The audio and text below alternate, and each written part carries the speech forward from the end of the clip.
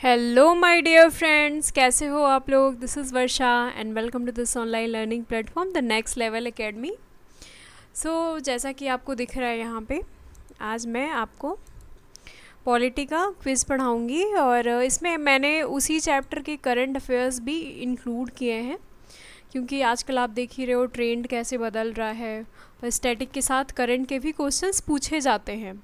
ठीक है, तो आप बस स्टैटिक पढ़ के किसी भी चैप्टर पे रिलाई नहीं हो सकते, उसके करंट अफेयर्स को भी पढ़ना बहुत इम्पॉर्टेंट है।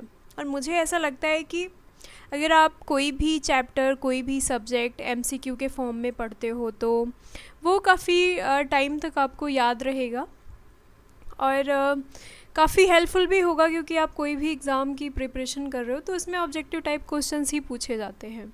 तो हमने सोचा क्यों ना हम एक नई सीरीज़ निकालें। अगर आप हमें प्यार दोगे तो हम और भी सब्जेक्ट्स के सीरीज़ निकालेंगे एमसीक्यू के फॉर्म में।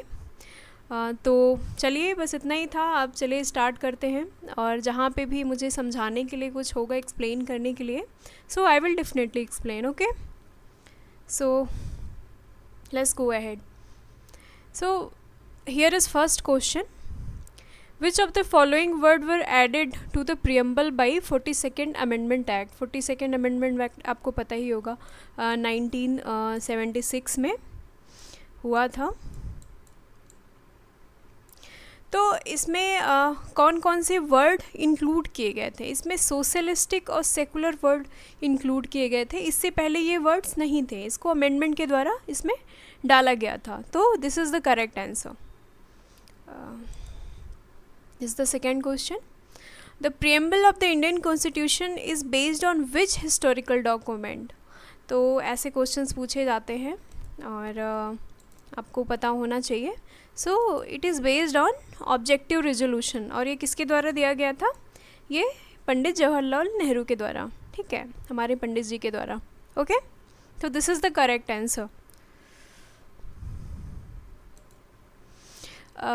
Third question, the term fraternity in the preamble means. Fraternity का मतलब क्या है? जैसे अगर आप प्रियम्बल पढ़ोगे तो उसमें ढेर सारे कीवर्ड्स दिए गए हैं, जैसे फर्टेनिटी, इक्वेलिटी और सेकुलर, डेमोक्रेटिक। तो बेसिकली ये यही पूछ रहा है कि फर्टेनिटी का क्या मतलब है। तो फर्टेनिटी का मतलब है सेंस ऑफ ब्रदरहुड, मतलब अपने में भाईचारा बना के रखना चीज़ों को। एक सेंस होना जो होता है ना, कि अगर आप इंडिया के हो तो फिर आपको वो नेशनलिज़म वाली भावना होनी चाहिए, अपने लोगों में ब्रदरहुड, वही भाईचारा बना के रखना है। So that is what it means. This is the correct answer. Okay, which year was the preamble of the Indian constitution adopted? आप बताइए इसमें से। It was 1949। अगर आप प्रियम्बल पढ़ोगे ना तो उसमें डायरेक्ट लास्ट में उसके दिया गया है, जैसे ये प्रियम्बल है तो उसके लास्ट में दिया गया है यहाँ पे कि it was adopted on November 1949। Okay, let's go ahead. Who describe the preamble as a horoscope of our sovereign democratic republic? So आप बताइए कि ये वर्ड किसने बोला था प्रियम्बल के बारे में। सो जैसा कि यहाँ पे दिया गया है, it was told by KM. Munshi. वो एक कॉन्स्टिट्यूशन असेंबली के मेंबर थे, उन्होंने ये चीज़ बोला था। जो हमारा प्रियम्बल है हमारे लिए काफ़ी इम्पॉर्टेंट है, जैसा आपको पता ही होगा, मैंने पढ़ाया भी है। प्रियम्बल एक आइडेंटिटी कार्ड की तरह है जो हमारे कॉन्स्टिट्यूशन को बताता है कि हम आगे क्या क्या चीज़ें पढ़ने वाले हैं। So preamble declare India to be, ऐसे क्वेश्चंस बहुत आते हैं और हम इस पे ध्यान नहीं देते। अगर आप यूपीएससी में भी देखोगे तो ऐसे क्वेश्चन आए हैं, अगर आप स्टेट पीसेस में देखोगे तो इस टाइप के क्वेश्चन आते हैं कि आखिर वर्ड्स काफ़ी कंफ्यूजिंग भी होते हैं। इसमें बोल देगा सोवरेन है, सेकुलर है, सोशलिस्टिक रिपब्लिक है, ये काफ़ी कंफ्यूजिंग हो जाता है। जब तक आपने वो जो प्रियम्बल है ना उसको पढ़ा नहीं है कि क्या क्या वर्ड्स किस किस फॉर्म में दिए गए हैं, तो आप कंफ्यूज हो जाओगे। जैसे इसका करेक्ट आंसर सी है, sovereign, socialistic, secular, democratic and Republic. Okay, तो ये आप ध्यान में रखना ये चीज़ें। और कभी कभी ऐसे भी पूछ लेता है कि आप इसको असेंडिंग ऑर्डर में डालो, डिसेंडिंग ऑर्डर में डालो, तो वो चीज़ें भी आप ध्यान में रखना. Let's go ahead. What does liberty in the preamble refer to? तो लिबर्टी का क्या मतलब है प्रियम्बल में?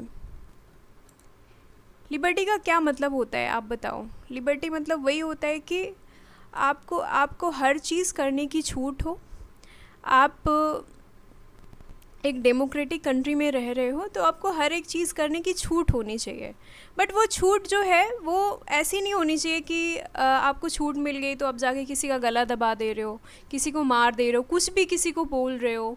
सो हमारा जो इसमें छूट है ना, हमारे कॉन्स्टिट्यूशन में जो दिया गया है वो कॉन्स्टिट्यूशन में वो लिमिटेड है. ठीक है, वो लिमिटेड है. वो कॉन्स्टिट्यूशन में दिया गया है कि आपको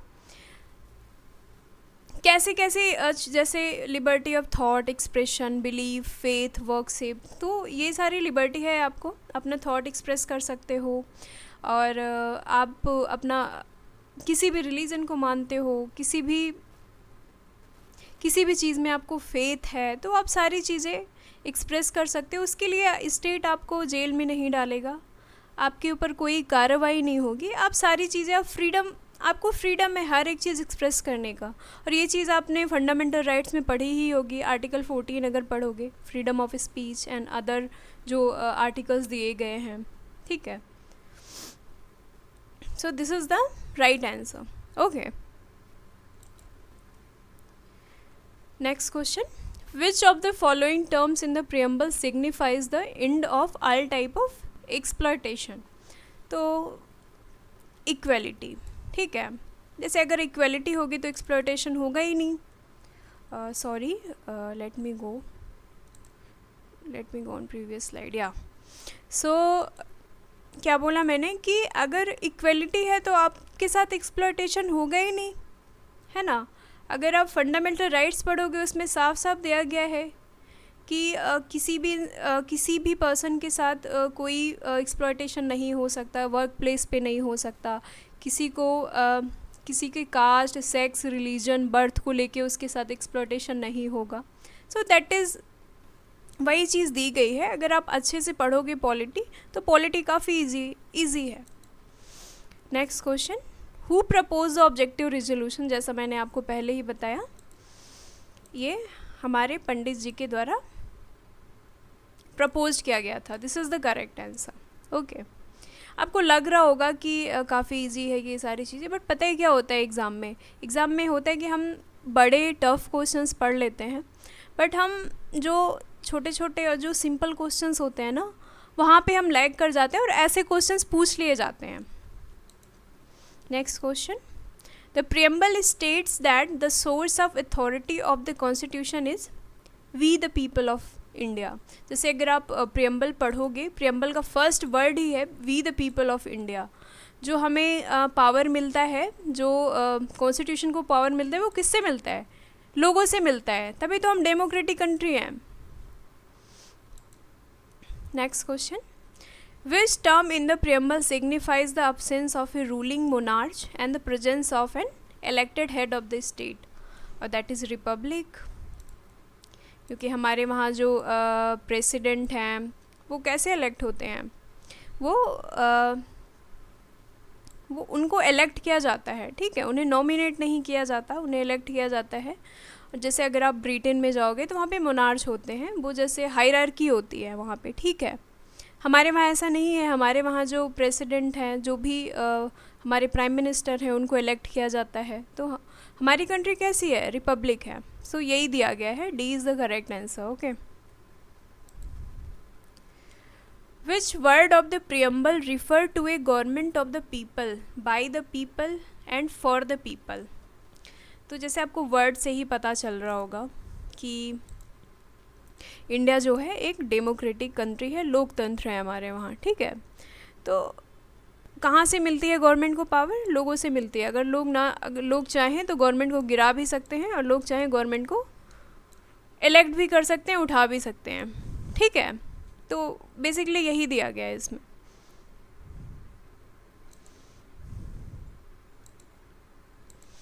what does justice in the preamble refer to?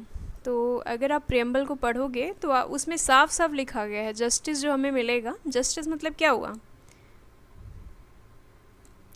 कि आपके साथ कोई भेदभाव ना हो, आपको सबको जस्टिस मिले। जैसे अगर आप पढ़ोगे फंडामेंटल राइट्स, उसमें भी दिया गया है, ठीक है। तो कैसा कैसा जस्टिस हमें मिलना चाहिए, सोशल जस्टिस, इकोनॉमिक जस्टिस और पॉलिटिकल जस्टिस, तीनों टाइप के जस्टिस दिए गए हैं। अगर आप पढ़ोगे तो आपको पता चलेगा प्रियम्बल को। तो A is the correct answer. Okay,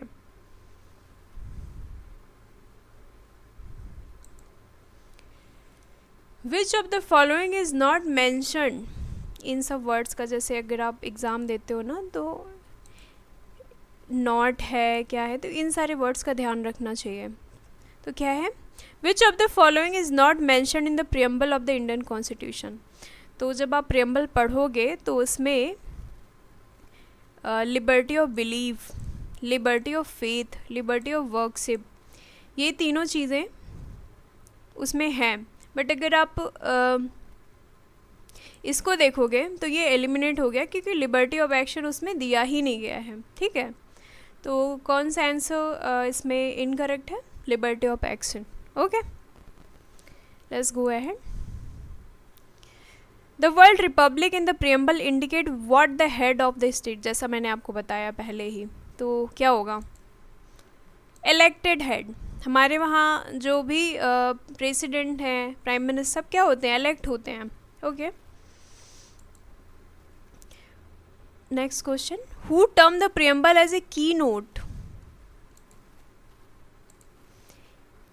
of the Indian Constitution? So it was said by Ernest Barker. तो ऐसे जैसे ऐसी चीज़ें हैं ना, जो कोई बोल रहा है किसी भी पर्टिकुलर चीज़ को लेके, जैसे प्रियम्बल को लेके या डीपीएसपी को लेके, तो वो चीज़ें आप अपने मेंस के आंसर में भी लिख सकते हो, ठीक है।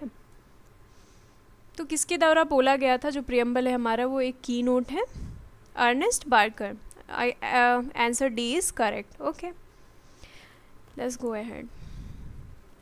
तो ऐसे भी मैंने सोचा कि ऐसे भी क्वेश्चंस बनाते हैं थोड़ा डिफरेंट, क्योंकि यूपीएससी, जैसे आप यूपीएससी देखोगे तो उसका तो बिल्कुल है कि उसको अलग अलग तरीके से वो क्वेश्चंस बनाता है हर साल। तो ये क्वेश्चन आप देखो, the preamble was enacted after the entire constitution was already enacted by the constitution assembly. तो आप बताओ क्या है, ये फॉल्स है या ट्रू है? तो it is false. Okay,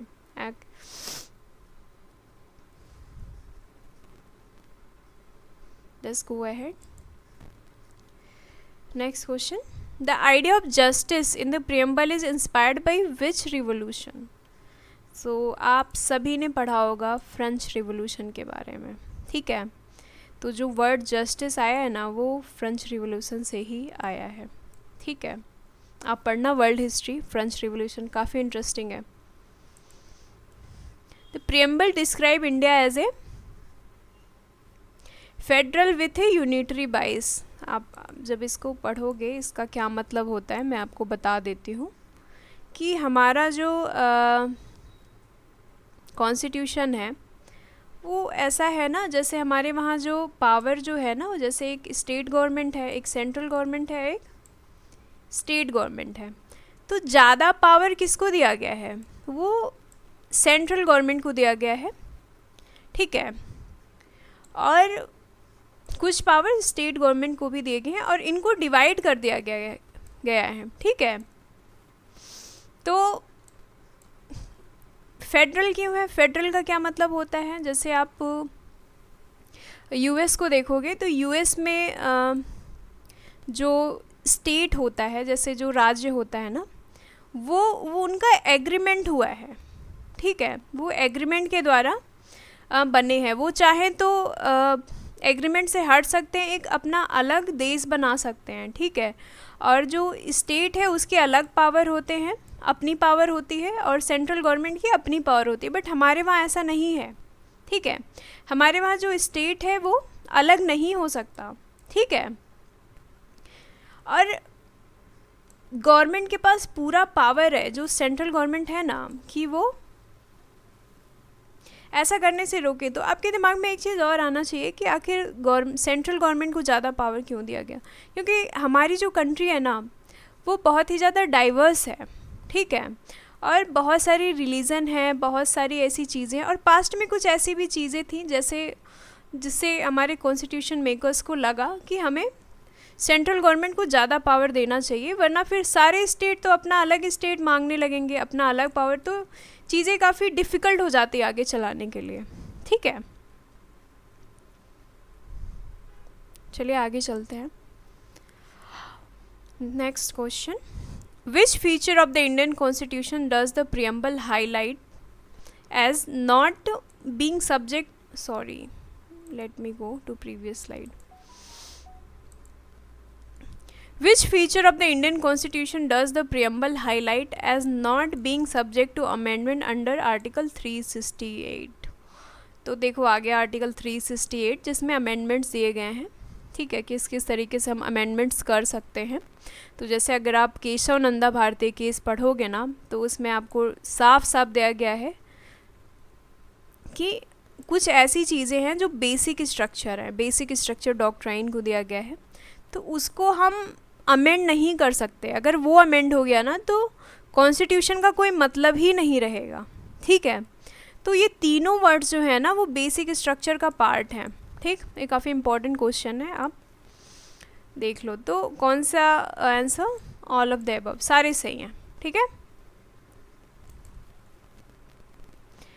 next question, the term democratic in preamble means parliamentary democracy. हमारे वहाँ कौन सी डेमोक्रेसी है, पार्लियामेंट्री डेमोक्रेसी, जैसा ब्रिटेन में है, ठीक है। इसको हम आगे पढ़ेंगे। Next question, the term sovereign in the preamble means, sovereign का क्या मतलब है प्रियम्बल में। जैसे सोवरेन का मतलब मैं आपको बता देती हूँ। सोवरेन का मतलब होता है फ्रीडम, ठीक है। तो India is free from any external control. पहले क्या था कि हम ब्रिटिश के अंडर में थे, बट अभी क्या है कि हम अपना डिसीजन खुद ले सकते हैं, सारी चीज़ें हम खुद कर सकते हैं, ठीक है। ऊपर से कहीं से भी प्रेशर नहीं है, तो that is sovereign, okay. Answer A is correct. Which of the following is an ideal enshrined in the preamble. तो ये भी प्रियम्बल में दिया गया है और इससे भी क्वेश्चन बनते हैं, ठीक है। जस्टिस, लिबर्टी, इक्वलिटी, फर्टर्निटी, ठीक है, ये कीवर्ड्स दिए गए हैं, ओके। कभी कभी इसको अरेंज करने के लिए भी आ जाता है, ठीक है। This is the correct answer. The term secular in the preamble means, secular का क्या मतलब होता है, मैं आपको बताती हूँ। हमारे वहाँ जो सेकुलर वर्ड है ना उसको जो अदर कंट्रीज़ हैं उससे काफ़ी डिफरेंट है। अदर कंट्रीज़ में क्या है कि सेकुलरिटी का क्या मतलब है कि स्टेट और जो रिलीजन है ना वो बिल्कुल अलग अलग रहेगा, स्टेट रिलीजन में कोई इंटरफेयर नहीं करेगा। बट हमारे वहाँ क्या है ना कि ज़रूरत पड़ने पे स्टेट, ठीक है, इंटरफेयर कर सकता है, ओके। तो हमारा सेकुलरिज्म काफ़ी डिफरेंट है, ठीक है। तो यहाँ पे दिया गया है, जो चीज़ आपको मुझे लगा कि बता देनी चाहिए मैंने बता दिया। अगर आप फंडामेंटल राइट्स पढ़ोगे वहाँ पे आप ये सारी चीज़ें पढ़ोगे, देन आपको बहुत ही ज़्यादा क्लियर हो जाएगा। State protects all religion equally, मतलब हमारे वहाँ कोई एक रिलीजन, कोई डोमिनेंट रिलीजन नहीं है, कोई हमारे कंट्री का कोई एक रिलीजन नहीं है, okay. Next question, which part of the preamble ensures that citizens enjoy freedom in all aspect of the life. तो आपको पता ही चल गया होगा क्या है ये, लिबर्टी। जैसे मैंने आपको बताया, लिबर्टी मीन्स कि आपको छूट है चीज़ें करने के लिए, ठीक है। Let's go ahead. Next question, who is the ultimate authority according to the preamble of the Indian constitution. We the people of India, ठीक है। जो कॉन्स्टिट्यूशन को पावर मिलती है वो कहाँ से मिलती है, गवर्नमेंट को पावर कहाँ से मिलती है, हमसे मिलती है, ठीक है। Next question, which of the following does not find mention in the preamble. तो इसमें से प्रियम्बल में क्या चीज़ें हैं क्या चीज़ है जो मेंशन नहीं किया गया है? इंटीग्रिटी, डिग्निटी, जस्टिस, तो ये यूनिटी नहीं है, ठीक है। इंटीग्रिटी भी है जिसको बाद में ऐड किया गया था 42nd अमेंडमेंट के द्वारा, जस्टिस भी है, ये भी आपको मिल जाएगा जब आप फर्टेनिटी पढ़ोगे, ठीक है। Next question, the phrase unity and integrity of the nation was added to the preamble by which amendment? So इसको 42nd अमेंडमेंट के द्वारा ऐड किया गया था, okay.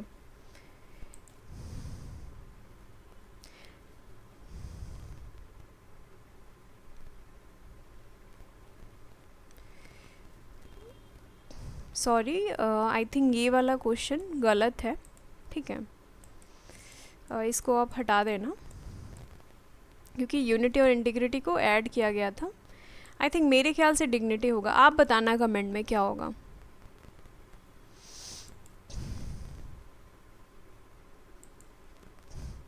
Which part of the preamble assures the dignity of the individual? ये क्या है? जैसे मैंने आपको पहले ही क्वेश्चन में बताया था, ये हमारी फर्टेनिटी है, ठीक है, सेंस ऑफ ब्रदरहुड, ठीक। इसी में इंटीग्रिटी को ऐड किया गया था।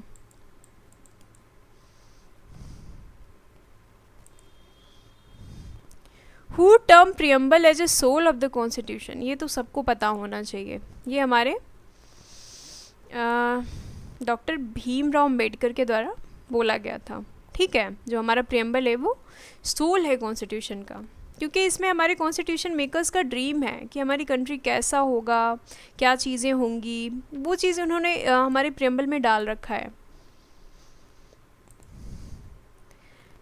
वही कि हमारा प्रियम्बल जो है, the preamble was amended only once in the history of the Indian constitution. कब किया गया था? 42nd अमेंडमेंट के द्वारा, ठीक, एक ही बार किया गया है। Preamble of the constitution declares India as a sovereign socialistic secular and democratic republic. ये क्वेश्चन रिपीट हो गया है, answer C, okay.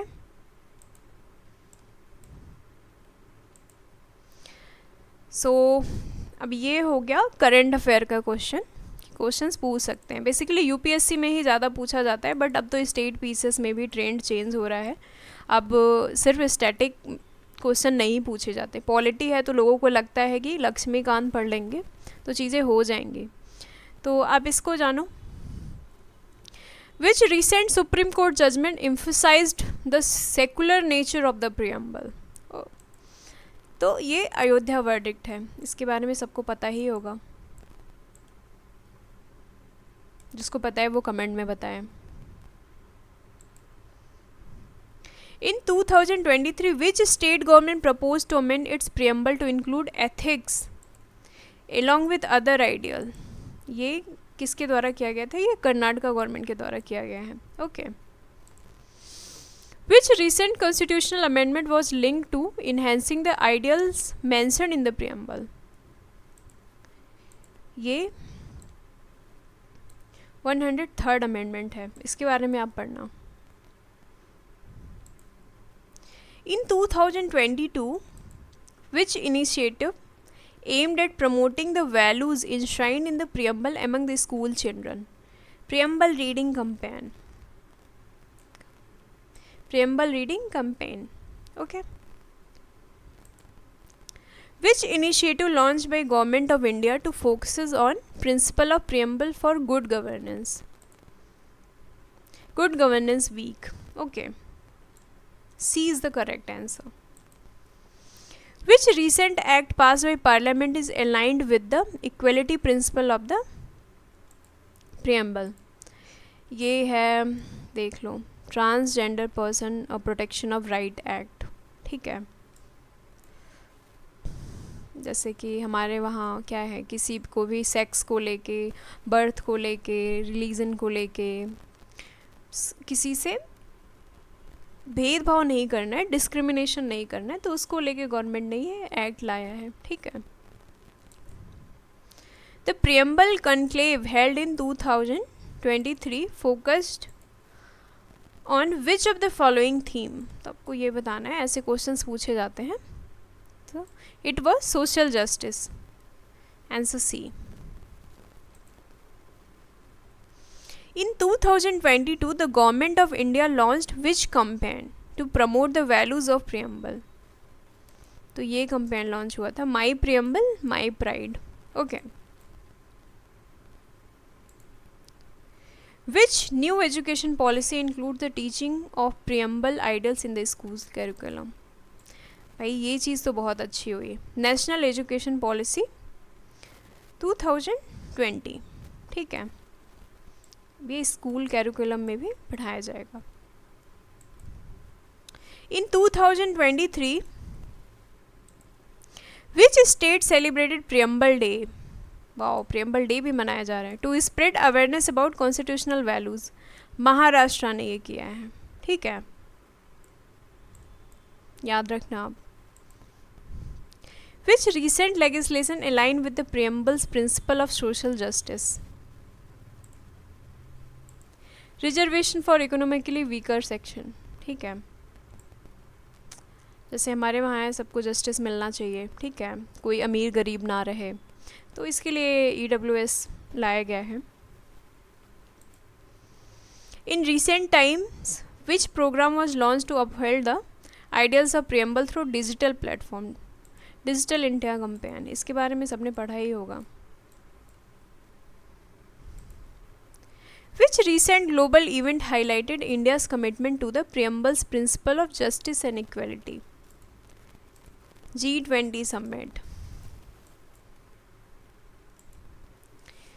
In 2023, a proposal was made to include which of the following in the preamble of India?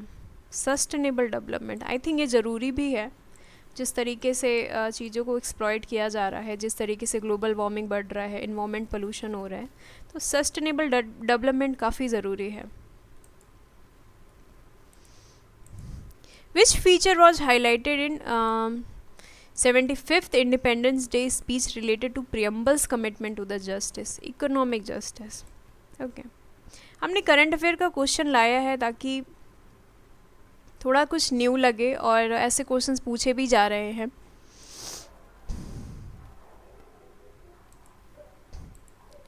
Which of the following objectives is mentioned in the preamble?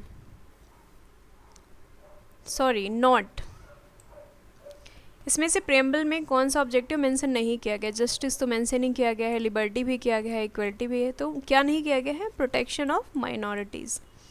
इसको किस में है? ये fundamental rights में दिया गया है. Which of the following does the preamble not speak about?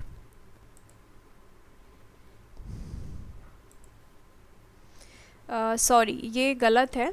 ये है इसका राइट आंसर, रिलीजियस लिबर्टी. ठीक है, सोशल, इकोनॉमिक, पॉलिटिकल तो दिया ही गया, अभी हमने आगे ही पढ़ा. ठीक है. What is the purpose of preamble? तो प्रियम्बल का पर्पज़ क्या है बेसिकली? ठीक है, क्योंकि अभी जब आप शुरू पढ़े होते तो जजमेंट्स काफ़ी आए थे. गोलकनाथ हुआ, केशवनंदा हुआ, ऐसे LIC ऑफ इंडिया का जजमेंट. तो पहला जो जजमेंट आया था उसमें डायरेक्ट सुप्रीम कोर्ट ने बोल दिया था जो प्रियम्बल है वो हमारे कॉन्स्टिट्यूशन का पार्ट है ही नहीं. बट बाद में इसके सिग्निफिकेंस को देखा गया तो बोला गया जो हमारा प्रियम्बल है वो कॉन्स्टिट्यूशन का एक अहम हिस्सा है. तो क्या है? To state the objectives of the constitution, to state the source of the constitution. तो मैंने क्या बोला कि इसमें हमारे कॉन्स्टिट्यूशन मेकर्स का ड्रीम है कि हमारा कॉन्स्टिट्यूशन कैसा होगा, सबको इक्वलिटी मिलेगी, सबको जस्टिस मिलेगा, रिपब्लिक होगा, डेमोक्रेसी होगी, सारी चीज़ें होंगी. What is the significance of the preamble in the constitution? It guides the interpretation of the constitution. क्या है ये? स्टेट को ना गाइड करता है कि आपको किस तरीके से काम करना है, एक्ट्स किस तरीके से बनाने हैं. ठीक है. विच of the following is incorrect regarding the preamble? जैसे मैंने आपको पहले ही बताया, पहले क्या था कि कोर्ट ने जजमेंट दिया कि प्रियम्बल जो है कॉन्स्टिट्यूशन का पार्ट है ही नहीं. तो ये क्या है? अब ऐसा नहीं है, अब इसको कॉन्स्टिट्यूशन का एक अहम हिस्सा माना जाता है. ठीक है, it is the part of constitution. ये गलत है. इतना